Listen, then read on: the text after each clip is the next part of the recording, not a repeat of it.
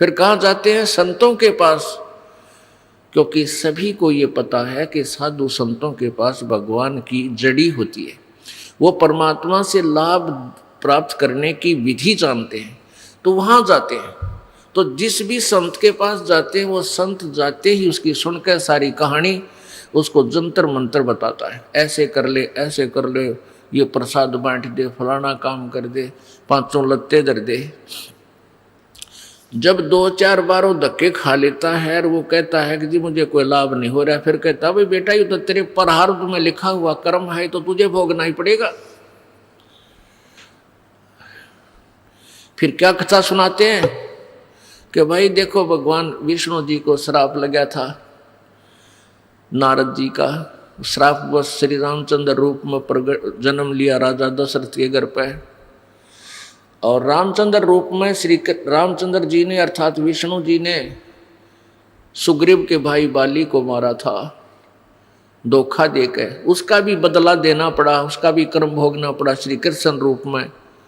श्री कृष्ण रूप में जब विष्णु जी का जन्म था उस समय एक शिकारी ने उनके पैर में तीर मार के उनका वध किया, तो भाई किया हुआ कर्म तो भोगना ही पड़ेगा। अब इतनी कहानी कथा सुनकर वो बेचारा भोला दुखी व्यक्ति चुप हो जाता है।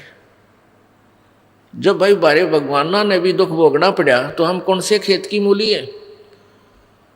फिर वो गुरु जी कहता है बेटा भक्ति तो करते रहना, आगे कोई दुख ना होगा, आने वाले जीवन में भविष्य में अगले जन्मों में तुझे कष्ट नहीं होगा, ये धर्म पुण्य ये साधना तो करते ही रहना। अब पुण्यात्माओं किसी के पैर में कांटा लगा है और कांटे से पीड़ा हो रही है और वो किसी दूसरे को दिखाता है कि देखना मेरे पैर में दर्द हो रहा है, वो देखता है कि तेरे पैर में कांटा लगा है और वो क्या उत्तर देवे कि कांटा तो निकल नहीं सकता, जूते पहन ले, नंगे पैरों चलने से कांटा लग गया तुझे, आगे फिर तुझे कांटा नहीं चुभेगा, जूते पहन ले।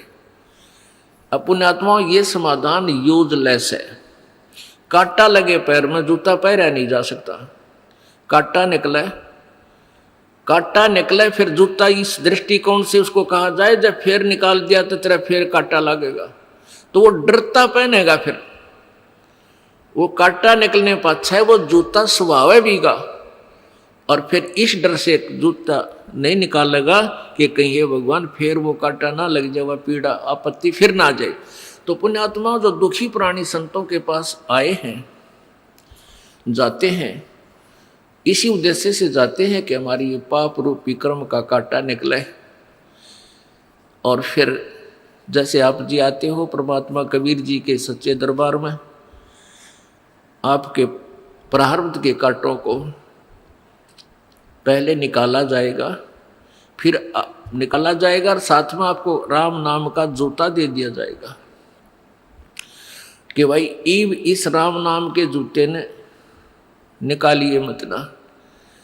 राम नाम का जूता निकाल कर नंगे पैरा फिर के परमात्मा की शरण में नारा करते न ढेर सारे पाप इकट्ठे कर लिए। अब ये सब पाप आपके नष्ट कर दिए जाएंगे।